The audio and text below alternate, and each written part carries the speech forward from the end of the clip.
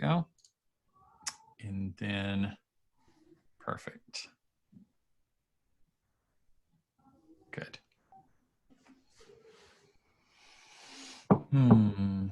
We'll give folks just another minute. It sounds like we've been seeing, very few issues, right? And Rebecca, I'd love to hear your feedback, but I've been talking to a ton of parents who have said, nope, it's been working. I've had, actually my next door neighbor is having issues with their internet.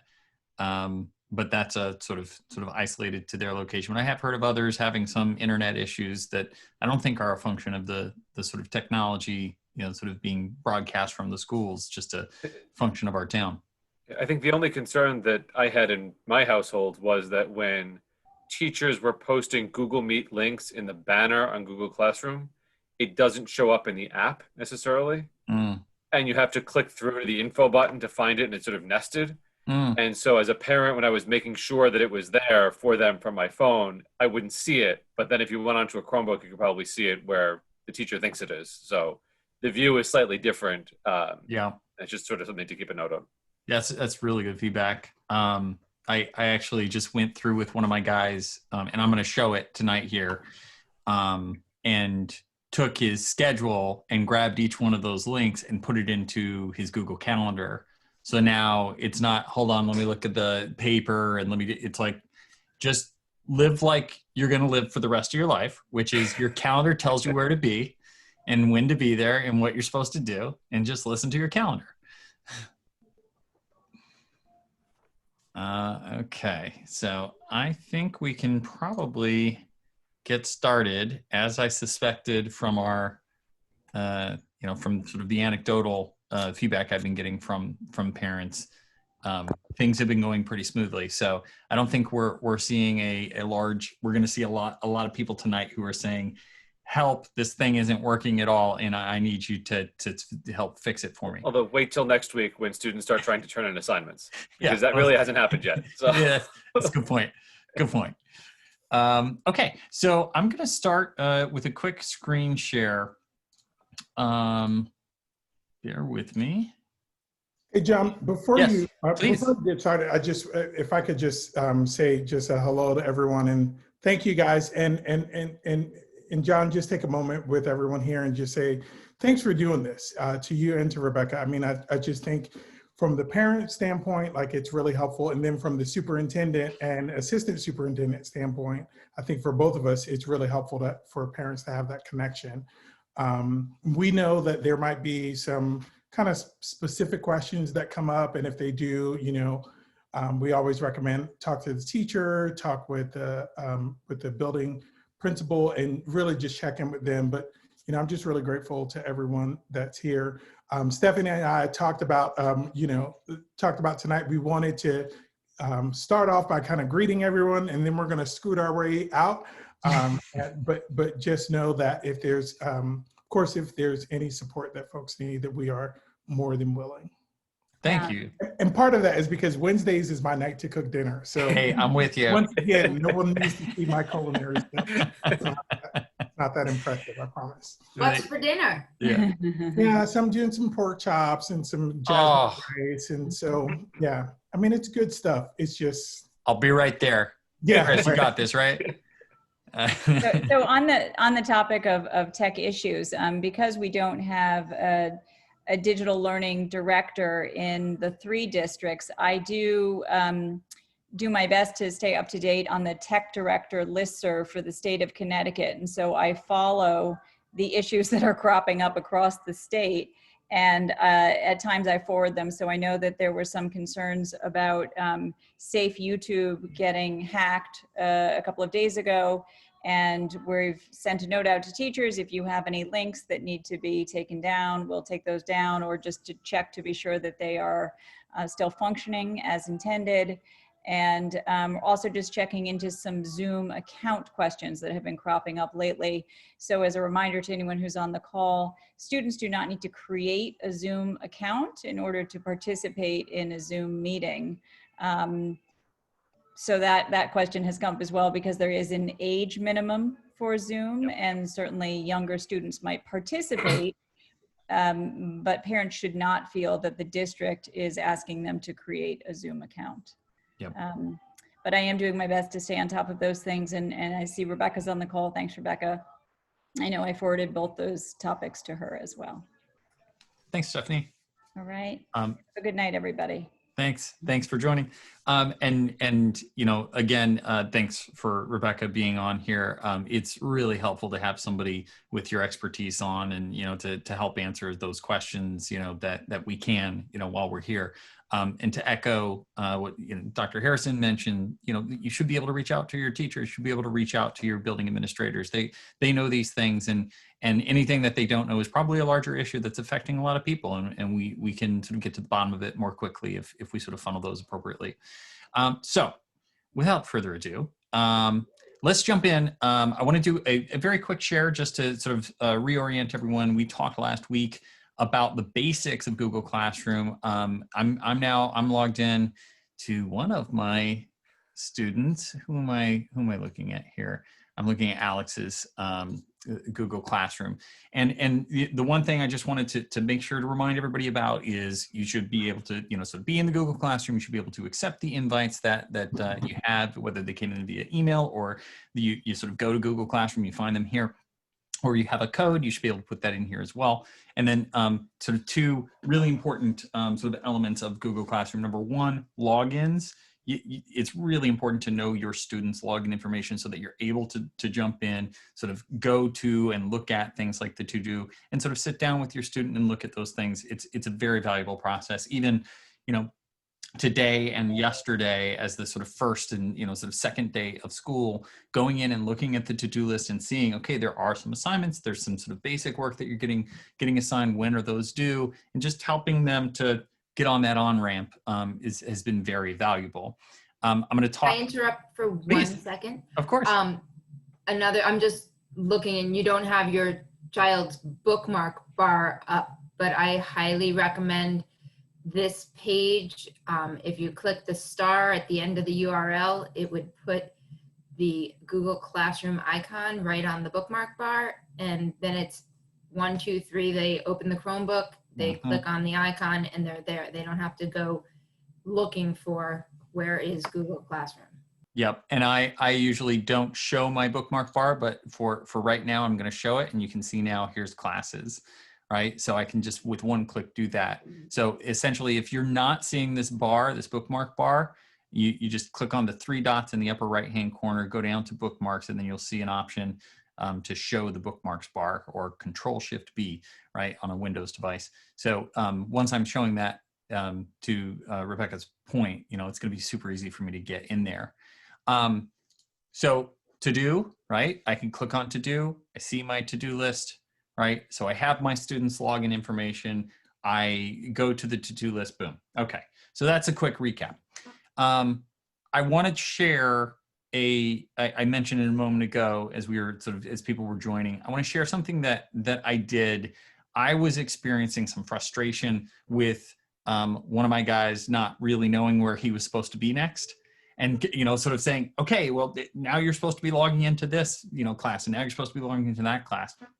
And as a 11-year-old, 6th grader, I want to get to the point where he's sort of being more self-sufficient. So what we did is we had him go to his schedule and set up his calendar. And this took about 15 minutes from start to finish. And it was super boring and it was really annoying. But now it's set up and it's done. And now we don't have to think about things. We know that we're going to get a reminder 10 minutes before each session, and we could have set that to 5 minutes or 20 minutes or whatever we want. We know that that reminder, and I'm just going to show the sort of details of this, is going to tell us where we're supposed to be. It's going to tell us which class we're going to. I can go in here and I can say I want to set a recurrence, and I can set a custom pattern for that recurrence. So I've said on every Monday and Thursday for this class, I'm going to be going to this link. And once I have that in my calendar, I've got that for as long as I need it. And when we get a new schedule, we'll be able to update that. So it was really easy to do. You'll also notice that we have all those assignments that have a due date here in the calendar as well. And those are showing because over here on the left-hand side, we've got each of his teachers' calendars. So each of the calendars that have been shared, but those calendars are about the assignments, not necessarily about the sort of start and stop time for each class that he has. So now he has this ability to go to sort of one meaningful calendar that'll give color-coded assignments and give us each one of the sort of start and stop times and locations he should be in. Any questions about that? So now I expect him to be a straight A student. So check. On the shared calendars, yes. is that just automatic when you log in? Yeah, once you accept the classes, you'll see those other calendars over on the left-hand side. If you're looking at a Google Calendar and you don't see them, it's probably because you're not in the sort of your student's calendar. You may be in your own Google Calendar. Last week we talked about the sort of the importance of using this feature here, where you can pivot between various Google accounts in the browser itself, in the Chrome browser, not just in the frame of the browser. And we have more links for that as well if people are looking for info. Okay. And I assume, John, if you wanted to get fancy, you can color code the schedules to align with the calendar colors, so the subjects will all align. Green and yellow and all that stuff. You can absolutely do that, and you can sort of customize this to your heart's content. Yeah, so there's a lot that you can do with this, and that's actually a really good idea, because then when people say today is a yellow day, it's like, okay, I don't know what that means. They'll just know because it'll be there. So great And idea. also by default, the Google Calendars stay checked. You have to actually go in and uncheck them for them to disappear. So, So, and I'll show you that. Let me, let's see. And school holidays will be on there as well, I presume? I actually don't know if the school holidays are on here. Let me see. So I think, what is it, October 12th? There you go. Well, yes, it is. That's just the regular holidays You're right. schedule. You're right. But it's a good suggestion to have somebody stick the ER9 calendar into as a Google Calendar feed, which anyone can subscribe to. Share it with everybody. Yeah. That'd be amazing. Great idea. Good. Okay. All right. So yeah, and so if you were to uncheck any one of these boxes, and I think we would see then those assignments disappear. So obviously, not something you're likely to want to do. I think, right. So if I wanted my assignments from Mr. Fern to disappear from my calendar, I can uncheck that box. That's not, I do not want to do that. So you'll see that it's checked by default. Okay. Good. Any other questions about the calendar? Okay. So tonight, what we said we were going to focus on, and obviously we're going to have time for general Q&A as well, but we wanted to spend 5 to 10 minutes on the topic of sort of partnering with your students in their education in terms of helping them to stay focused, helping them to sort of avoid inappropriate sites that are sort of not going to be healthy, sort of sources of content for them. Whether it's sort of screen time limits, access to various apps or games, or even just like reporting back and really understanding like how much time they're spending on various pages and websites and things like that. So I'm just gonna stop my share for a second and pivot to another page. And I'm gonna show you what I do. So there are a lot of options in this space. You have, Disney Circle and Senor Keen.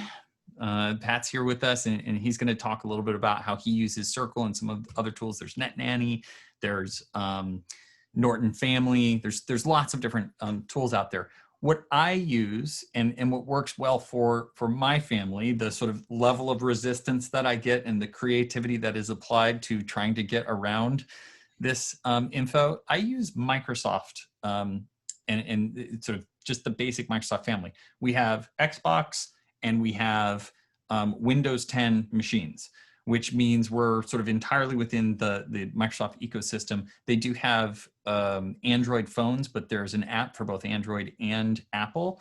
to sort of apply the same filtering and restrictions. And from this, I basically log into my Microsoft account. I then go to family. I have them set up as family members, and I can limit screen time. I can limit and so I can set here, and this is going through and looking at one of my son's sort of available screen time. So if I wanted to, I could say, nope, you can't start until noon, and you need to be off by 6 p.m. And I could do that day by day by day by day. I could go on and I can set restrictions on specific apps and games. So if I wanted to say, okay, you can't play Pokemon Go anymore, or you can only play during a certain time, I can do that. If I want to say you can't play Minecraft anymore, I could do that. You'll notice there, as I click show more and scroll through all of these, it's basically every game we have right now. The only one where I have specific filters on it is that you can't play Fortnite past 10 p.m. because that's the only one that I've needed to put a time limit on. But you can see that, you have specific ability to sort of filter up to and including things like Gmail, et cetera, and that goes to their phones and sort of everything else. I can also go here to content restrictions and say, stop Sam from being, and I did this as a sample just to really make him mad, stop Sam from being able to go to YouTube, right? And so right now he can't get to YouTube, and he's probably wondering what's wrong with the internet, why can't I get to YouTube? So now I'm just going to remove that filter, and now he can get back into YouTube. So that's what I use. It works really well for me. They haven't tried to get around it, but there are certainly, situations where, kids might get creative. There's Apple has the same kind of thing if you're in the Apple ecosystem and you wanted to filter using that. And I have heard tale of parents whose a son, oh, can I use your iPad? And they're on the iPad playing, Minecraft or something. And along the way, Big Brother is sending a request to remove at the Apple filters from that other device. Okay, just approved. And now you do it for me and we're all set. So kids can get creative. And it's a sort of ongoing battle. All right, Pat, would you mind talking to us a little bit about sort of what you do, sort of how you use Circle and sort of how that works for you? Okay, so I have 3 boys. They are always, and look, there is no one way to do this. And I got no game with any of these companies, so I'll just throw it out there. And they're going to get creative. They're going to go on YouTube. They're going to say, how do I get around Xbox restrictions? How do I get around whatever? So I've kind of got a mix mash of things going on. So I primarily use something called Circle. It's by Disney. There's 2 different versions now. There's one that is an app that's on your computer and you put it on whatever computer you have, password or whatever. And then there's another one where you have an actual small box that plugs into your Wi-Fi. This is what, let me see if you can see. That's kind of what it looks like. Everyone's got their own, Lisa, Trajan, Duncan, Max, all of them have specific time slots or restrictions. And what I've found with Circle, which is pretty good, I've tried on, look, your kids are going to go, oh, I can get around this by going on a VPN, and that will get around the Wi-Fi restrictions you have. Circle has a limitation. I've put a limitation on it that you can't use none of the boys can use a VPN. So as soon as they try to use it, they get blocked. It also blocks any content. You can set it for whatever age level you want to. It's not a bad system. It's a bit cumbersome. It can be painful when, I've been known, this whole thing shuts down at midnight and you'll be on your Netflix, your Amazon Kindle watching Netflix, and all of a sudden, why can't I finish my movie? Oh, that's because I just locked myself out. So a little bit cumbersome, but not a bad system at all. I like it. The limitation really is if you have the box, the boys figured out for a while until they lost some restrictions that if dad's not here, I can go push the button and turn off the Circle. But what they don't realize, as soon as that thing goes off, it comes up on my phone and says, hey, I've lost contact with Circle. get on the phone, tell them, oh, I didn't do anything. Okay, right, sure, whatever. The next step that I have is, and you can do this on any one of your Wi-Fis. There's a variety of Wi-Fis. I use Google Wi-Fi. There's another one called Eero. You can use Nest. You can use Netgear. I think even on Optimum, there's restrictions or limitations you can put on there. Mm-hmm. But on the Google Wi-Fi, which I found the next step is once they turned off Circle, I just shut down the Wi-Fi for the whole house. It was done. So they learned very quickly, don't mess with Circle. But let me see if I can pull it up. The Google Wi-Fi, very similar to, it'll be kind of hard to see. Let's see if I can put it up there. But you can put certain devices under each kid. You can do network checks. You can turn things off, on and off. Once again, I have a limitation on there that for the boys' accounts where I've put their Kindles, their iPhones, their computers are under each of them, and at 10:30, 11:30, whatever the time is set, the Wi-Fi will shut off, and that's over and done with. So not bad system. It's worked so far. Look, the kids, you don't want your son or daughter to go surfing through YouTube or surfing through and someone says, go look at this website, and all of a sudden there's somewhere you don't want them to be. And a lot of us right now with this hybrid learning, I think it behooves us to put some checks and balances on our kids. Because look, I go in my back room and I'm putting in 12 hours a day now because work is that much harder because I got to do it all on the phone and meetings, whatever it may be.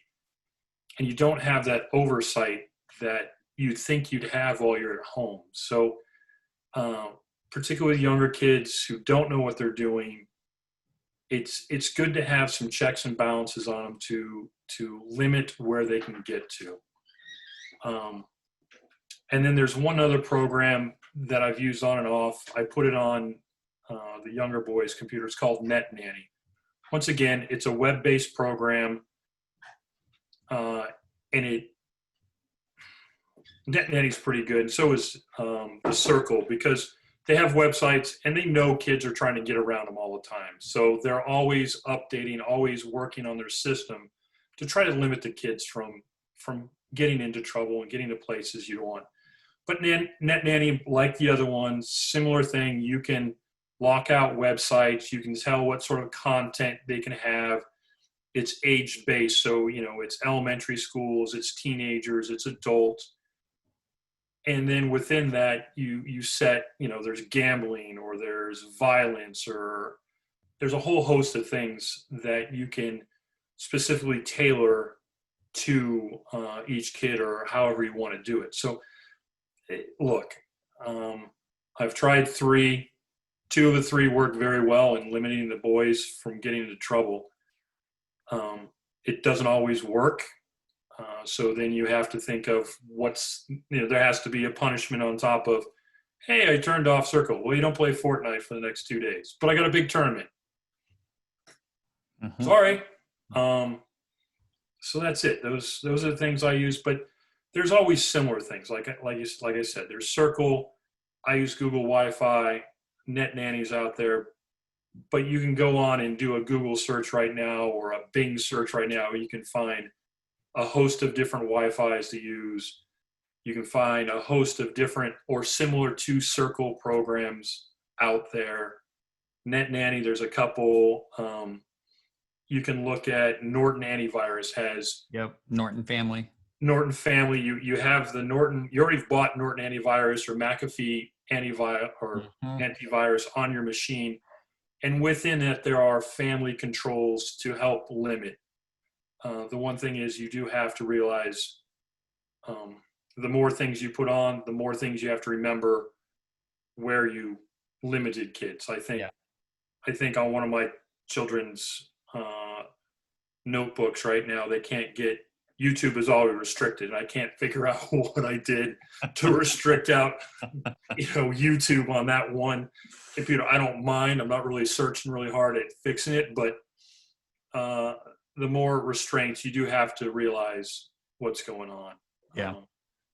I think that's questions. That's really helpful. And I think that's the point you made about, like I'm home too, but I'm 12 hours a day down here. And then I'm on, Board of Ed meetings, and then I'm on, and it's, the idea that I'm more sort of able to keep tabs on what they're doing. That's not the case without the benefit of some of this technology. So it's really nice. The reporting options, I think, are also really, really nice, and almost across the board, the apps do a really good job of saying, here's how much time these people spent on these different applications and sort of games and everything else. And we meet once a week and just say, here's what you did.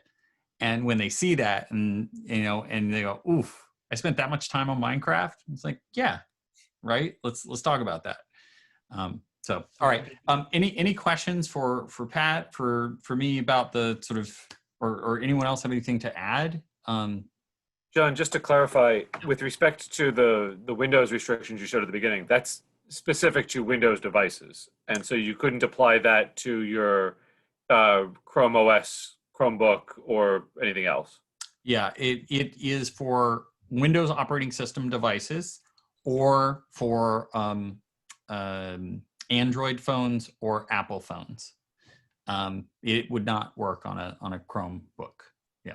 And right now, Chromebooks, if the kids log in under their ER9 accounts, are managed through ER9. So even if we wanted to filter something through Google's filtering tools, it wouldn't work, because it would have to either access personal Google or school Google, but not both. That's right. Yeah. And so, the solution that works for that is a router-based solution, whether it's a, software that's on the router itself, or a Circle device that is, connected to the router. So that's keeping, sort of all devices or specific devices from sort of getting to those sites. So it doesn't matter whether it's, sort of managed by ER9 or not, it still has to go through the router. Going sort of one step higher. Yeah, that's right. Yep. Good. Any questions about anything that we've touched on? Sort of anything specific to sort of filtering, parent, monitoring, anything like that? I know, I think Kathy's on. Kathy, I know you had questions before about that stuff. Feel free if we didn't answer, your question fully. John, I was just going to throw out, we can throw out to the parents. It used to be, the kids used to leave between, say, 6:30 and 8:20, depending on what level of school they're at. And here comes the cat. What are you doing, bud? And then they'd be at school, and they'd be coming back at 2:33, whatever. And their time to play was, 3 to 6. Yep. Now, when they're going to be home for this hybrid, and it depends on the machines they're using, and your Chromebook's a little bit more limited, but it really, to get out to the community, hey, there's got to be some way to limit, because look, the kid's going to slide into Minecraft while he's supposed to be doing Zoom. It'll be a little Zoom window, and he'll be doing Minecraft. It's just a fact. So we have to be smart on how we can, somehow limit the kids so they can focus on learning instead of. That's right. Did I find diamonds or something? At 12 o'clock today, one of my boys, he was legitimately done, because I think he had like band next or something like that wasn't going to do a virtual meeting after that. So he could just go do his homework. And the other boy said, yeah, I'm done too. And so can I get on and do Minecraft? And I went, that doesn't sound right. And he was ready to go do Minecraft. And we looked at the schedule. It's like, no, you're supposed to be in Spanish right now. So I think it's, to start at noon, like it becomes a whole nother thing. And, I have a lot to say about video game addiction. And, I'm not going to sort of do that right now, but, anyone who wants to talk to me about video game addiction, I'd be happy to sit down with you and go through the 9 sort of behaviors that if people are exhibiting 5 of them, then in a year's time, then they're probably addicted to video games, and, sort of strategies for dealing with that. Okay. So, Kathy, I think there's a question in the chat. Yep. That's Kathy. Hey, Kathy. No, it's from Diane and Oh, in the Craig. chat. It looks like thoughts about Google Family Hi, how are you? and how it compares to Circle. I missed sorry, bear with me. Google Family Link and how it compares to Circle. So Google Family Link, I know will integrate with the routers, right? And Circle does the same thing, right? And that's actually a really important dimension if you want to be able to have control over the same stuff that we were talking about before. With they're on Chromebook, they're logged into their ER9 account, and therefore, if you wanted to say they can't get to YouTube, that's more a function of the sort of ER9's controls than whatever software controls you have. So I think Google Link and Circle are actually pretty similar, but I think it's Is Google Family Link a hardware option? I thought it was pure software that linked. It's software. It's software. It's not a hardware solution, but it will work with Google routers. So the Google, what do they call them? They call them Nest routers now. Yeah, I think that's Google right. Wi-Fi. Yeah, I know Wi-Fi that routers. was. I tried to use Google Family Link in the spring and couldn't do it because of the problem with the fact that you had to be on the ER9 account. Right. So you would need to get Google brand routers to do that. And they're excellent routers. And oh, by the way, if you haven't upgraded your wireless router in the last 5 years, you really should, because the security on devices from 5 years ago, like, nuh-uh. My experience as a Google Wi-Fi user trying to use Google Family Link was it didn't work because of the way that ER9 accounts were designed. Okay. So Yeah. I liked it generally, but it's of no use if my kids need to log in with ER9 managed accounts. So. Yeah. Okay. Okay. Kathy?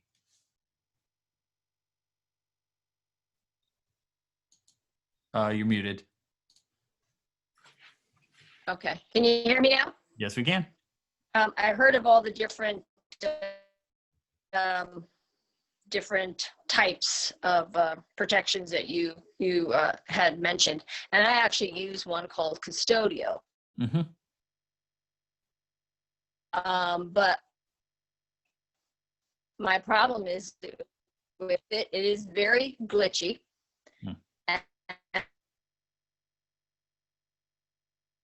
And I see, and they're very creative. My kids, like you said, but I didn't really realize, because I would have to keep it, if I shut it down, then the internet wouldn't work. Yeah. But that's not really the case. You can actually just shut off games and different aspects of it.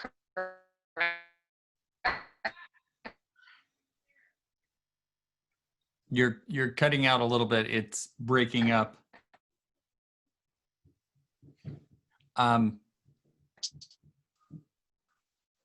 we're losing. Like any of the other ones that you mentioned. Yep. I think when we look at the sort of the side-by-side comparison. Is that correct? Yeah. So Did you hear anything I said? We heard most of it. I think what your question is when we think about this piece of software and its ability to control for, let's say, which websites people go to, which applications they're able to open, how much time people have, right? And we think about each one of those dimensions of parental controls. The question is, like, how is it controlling it? What degree is it able to control it? If we're talking about, a device that may be actually managed by ER9 because it's logged in, like a Chromebook into that account, how much is it necessary to use a sort of hardware-based solution for that kind of solution if you're using Chromebook? It's kind of a complex sort of collection of things. One thing that I have learned is I have to test it, right? I've tried Circle and NetNanny and what was the other one? Norton Family. I've tried each one of those. And what I found is there are different, what are called sort of polling intervals. So that how long it takes for you to say, block this site, to the time that the site is actually, no longer blocked, or, basically you update a policy. When is that policy then in effect? And I think there are, some pieces of software that are very reliable and not buggy, and others that are not very well written. True. I think it depends. It's unfortunately, I would love to be able to just say, here's the one piece of software everyone should use. unfortunately, it depends on what is your Wi-Fi setup at home, what is, sort of your internet setup, what are the types of devices that you're using? Are you using Apple products? Are you using Windows products? Are you using Chromebooks? And a little bit like how much are your kids going to push on this? How much are your kids going to try to sort of get around the system? And sort of how much monitoring are you going to need? I mean, frankly, just having the ability, I've seen Pat do it on multiple occasions where he just goes, oh, okay, you're circled, right? And it's become a verb that I've heard kids use in anguish, like, I've been circled, and then they're suddenly off the video game chat. Okay, right? So I would say that circle tends to be a really good answer to this, and I make no money from Disney, for endorsing that. And I wouldn't say that it's perfect for every person, but it checks many of the boxes that I think are sort of difficult to do, and it does it pretty well. I have a question, John. I have custodial, like I told you. Yeah. And could I add circle to it? You could. You can use them together. Yes. Different. You can. They're called companies, products, whatever. Yeah. So you don't have to just use one, because I find custodial is glitchy and it doesn't always seem to work. Yeah. Where I feel like I need something else. Yeah. Is this a program that's on the computers itself, ma'am? Yes, it is, sir. Okay. It would be fine. I mean, like I said, there's Circle and there's a couple other things like it, but it plugs right into your Wi-Fi. So you can use those in combination, much like I do. Like I've got that and one other thing that kind of limits what they're doing. So if you're having some glitchy parts with Custodio, the Circle itself, plugs right into your Wi-Fi. You can do it off your phone, and it's not computer specific, so it works on my Apple. But does Circle shut down? But does the Circle shut down the Wi-Fi? It can, if you want it to, but it doesn't. That's not its function. If they're doing distance learning, I can't necessarily shut down their Wi-Fi, correct? Right, and that's just one. That's like the atomic option with Circle, is to say, all right, fine, turn off all the Wi-Fi. But what you can do, and if you think about like Circle as a solution, the reason that I think it works, so why I recommend it highly, is because it's like a whole house filter, right? So if you think about like, let's say you've got a well, or you've got water coming in and you don't like the taste of the water, you can put a filter on every tap, right? And that gets expensive, and then that filter is not working properly because it got clogged or whatever. Or you can have a whole house filter, and now all the water that comes into the house is being filtered appropriately. It's the same idea with the Circle hardware option. Okay, sounds good. Yeah. Thank you. Okay. Any other questions? There's a question in the chat, John, about anybody having issues accessing school stuff posted on YouTube.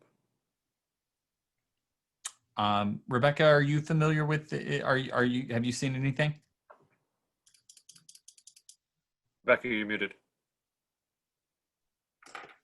Yeah, I haven't heard anybody.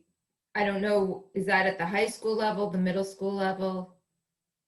So I could jump in and just share some things that I've heard.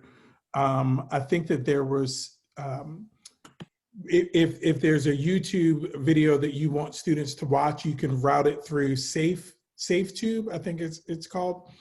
And to some of those links, Stephanie and I were talking about this earlier today. In some other districts, they got hacked. So I know that was an issue that was happening in other districts. I'm not sure if it impacted any of our students, but I do know that that's something that happened that YouTube and SafeTube were working to correct. I see a question in the chat from Jess Marks, and I think a little bit of color on this. So students flipping between their accounts. Yes, I've seen that too. first step for us was not sort of applying the filters, but it was, okay, we're rearranging your workspace so we can see your screen from across the room. You know, we're at the kitchen sink, we see what you're doing. And that helps a little. But what you can do, you know, we've been talking about, let's, you know, block certain sites. Let's make it so they can't get to certain sites. You can also do what's called whitelisting, which is, and not all software actually supports that, but, you know, most of these things, well, you just want to check, you know, does, you know, Circle certainly does, you know, others do as well.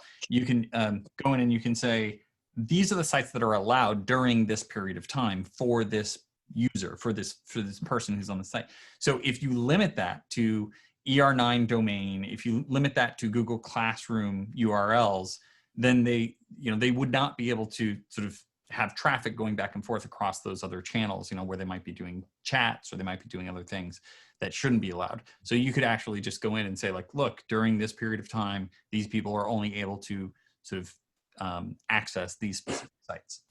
So it'd be more of an opt-in versus opt-out. Yeah, they call it whitelisting, Okay. right? And you can, you know, like you can do the same thing with your email. If you only want to get email from people you want to get emails from, you could go do that. Cool, thanks. And the other thing is the schools, I know the middle school has this, we have something called Go Guardian. So from the teacher end, teachers can see what sites their students are, I don't know, they may not have started this yet just because of kind of just figuring out what they're doing initially. But once they do get into things, they can set up their classes. So Go Guardian also can monitor what the students are on. So they can see, and they can also go back and look at kind of like a student's history. So they may not be monitoring exactly what's happening during the class, but they may kind of do spot checks and go back and see what the student was supposed to be working on and what they were actually looking at. So there are eyes on the students during the school day as well. I assume, Rebecca, that would only cover when they're logged in on their ER9 account. So if it was I'm toggling between personal and ER9 situation, it would sort of evade that filter. But if you're logged in a Chromebook strictly on ER9, you'd be subject to that. That is correct. Yeah.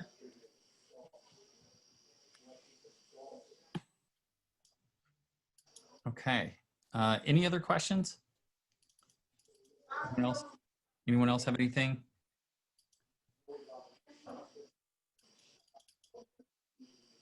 Okay. All right. Well, thanks everybody for joining, and you know, look forward to seeing everybody next week. I have a feeling we're going to be talking about turning in assignments. All right. Thanks very much, everybody. Have a good week. Thank you.